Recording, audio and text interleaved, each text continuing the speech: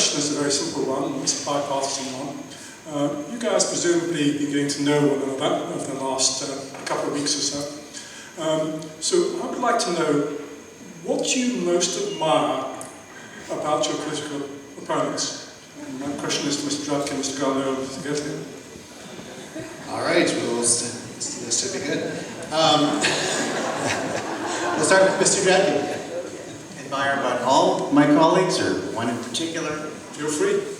Well, you know, something it's not easy to come forward as a candidate.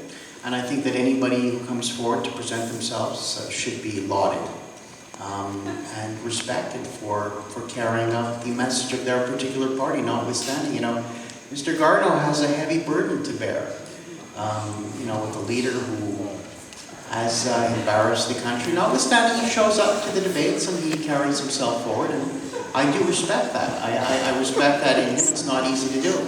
I don't think I would tolerate that from my leader. I think I'd have to resign if my leader did what his leader did, but notwithstanding he's here and I do respect that. Mr. Garneau. Thank you, Neil.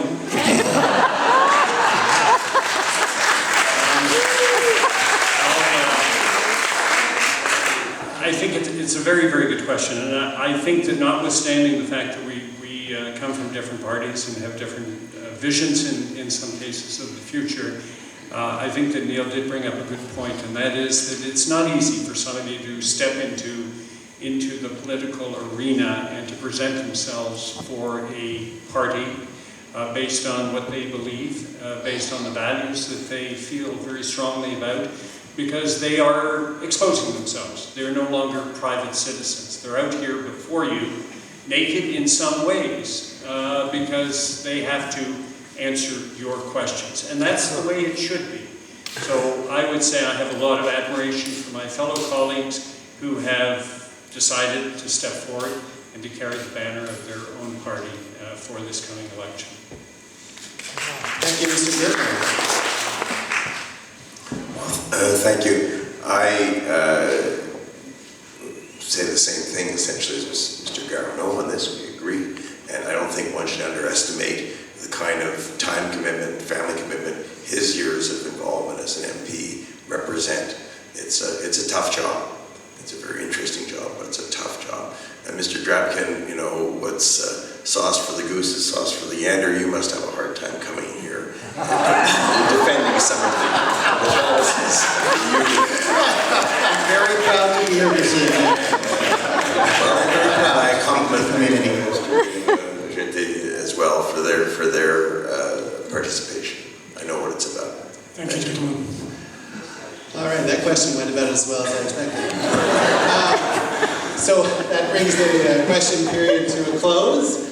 We'll now pass on to the closing remarks from the candidates. On va passer au mot de clôture des candidats. On va commencer avec Monsieur Gertler. Thank you. Je tiens à remercier le conseil communautaire NDG. Je salue, comme je viens de faire, les autres candidats. Surtout un gros merci à nos amis et voisins de NDG pour leur participation. Quand je dis aux électeurs que je me présente, la réponse est très positive. Ils sont heureux que je défende les gens et la planète. Ils ne veulent pas être tenus pour acquis. Et il y a des gens qui disent, mais pourquoi voter NPD? Ils ne formeraient pas le gouvernement.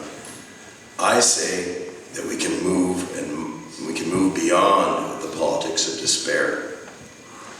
The NDP has a complete and fiscally sound plan to respond to the climate crisis, to create sustainable jobs, and to ensure that no one is left behind, and to deliver government that serves the public interest.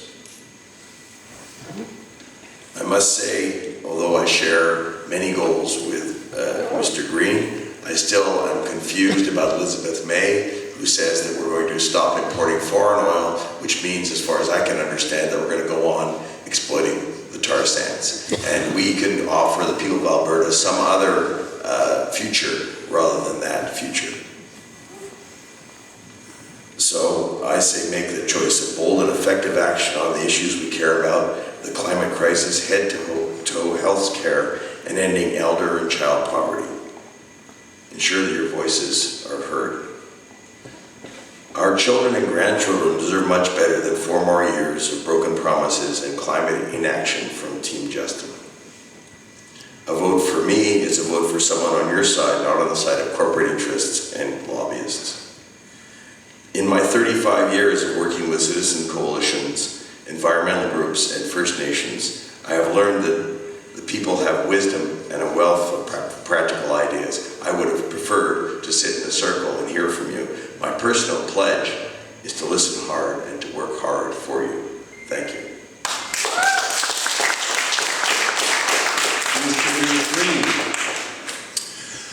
This past Friday was the biggest demonstration in the history of the world. And we saw young people in almost every country in this world come out into the streets. And they were out in the streets because they are afraid. And I know this because I teach many of these young people. They are terrified for their future because they have listened to the science. And they are shaming all of us from the older generation because we, thus far, have failed to listen to the science. We have continued to elect governments that do nothing but lip service when it comes to addressing this climate emergency that we've known about for decades now. The most important question in this election for all of us is, will we listen to the voices of the young people who will be in the streets in massive numbers this Friday?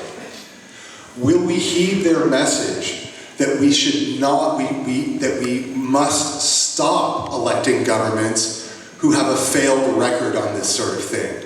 And just to give you an idea of how bad the record of the Liberal government is, the Climate Action Network just a month ago came out with a study showing that Canada is the worst country in the G7 in terms of meeting its Paris commitments, and that our current climate policies correspond to 4 degrees of global warming.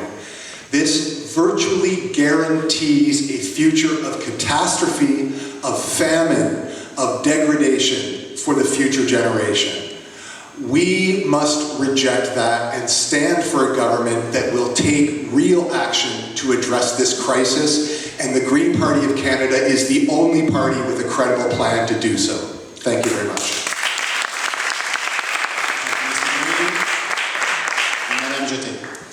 Je voulais remercier l'organisation de ce soir pour me laisser la chance d'entendre vos questionnements, d'y répondre en bonne partie.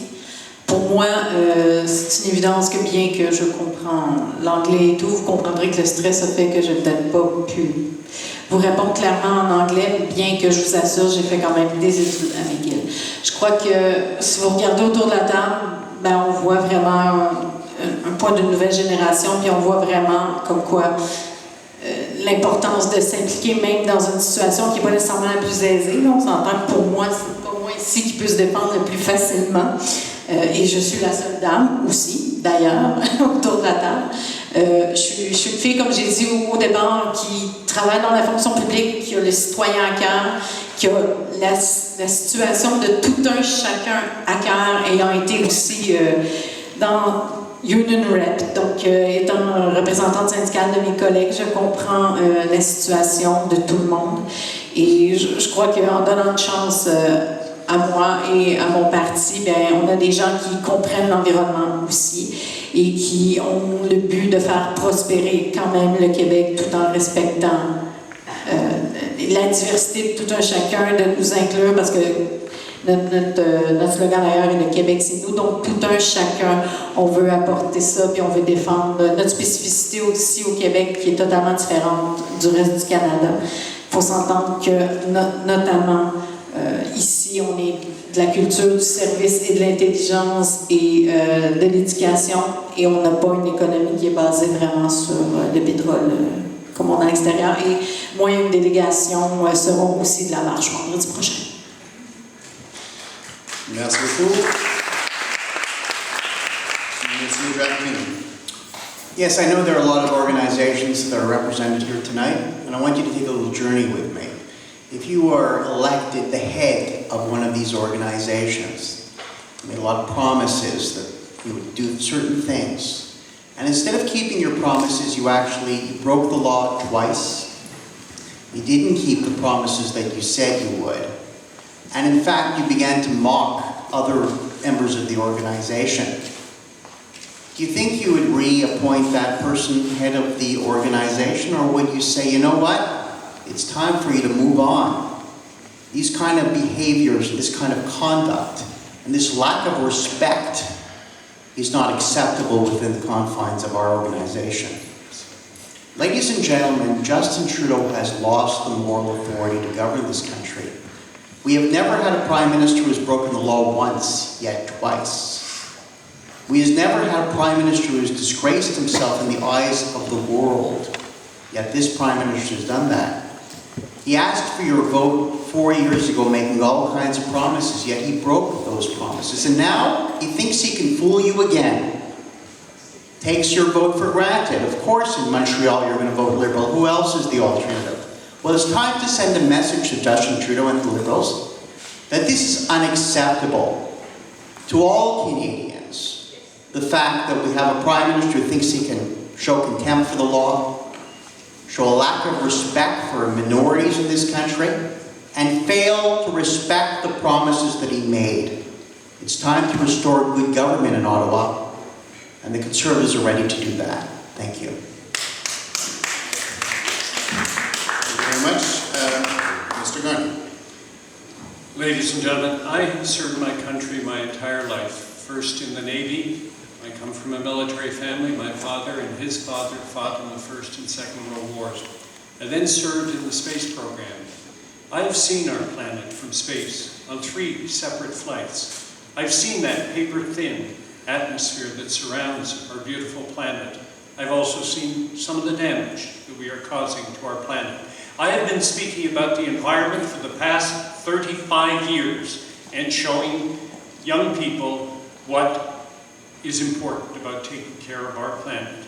I now serve as a politician. I'm very proud to serve you. I've been doing it for 11 years, and I would like to continue to do it because I think that our country is on the right path. We're not perfect, but I think we're on the right path. The economy at the moment, nobody talked about it tonight, but it's doing very well compared to other countries. Unemployment is at a record low. Most of all, I want you to remember that being a government is about more than one issue. It's about many, many, many issues. That's what governments have to work with.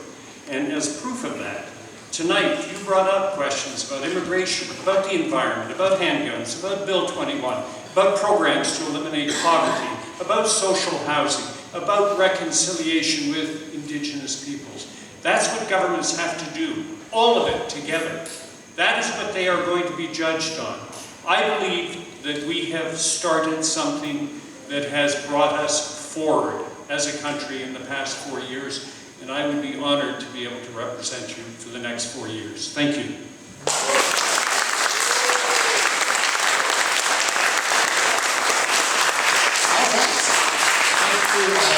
That brings our evening to a close. Public service announcement passed to me just a moment ago. The NDG Community Council is always looking for new members to join. So if you want to take a look at the information that we have in the lobby of this building, we'd be happy to call you one of our members if you would like to do so. So I encourage you to seek out that information. We've got some very informed and talented staff who will be happy to answer all of your questions. Please join us. I want to thank all of the candidates for very interesting discussions this week, and thank you all for being here tonight. Don't forget, Election Day is Monday, October 21st, and advanced polling stations will open on October 11th, 12th, 13th, and 14th. Plenty of opportunity to make sure that your voice is heard. Merci pour votre participation ce soir et de se joindre à nous ce soir. N'oubliez pas que le jour de scrutin est le lundi 21 octobre. Vous pouvez également voter par anticipation les 11, 12, 13 et 14 octobre. Allez voter. Merci et bonsoir. Thank you very much.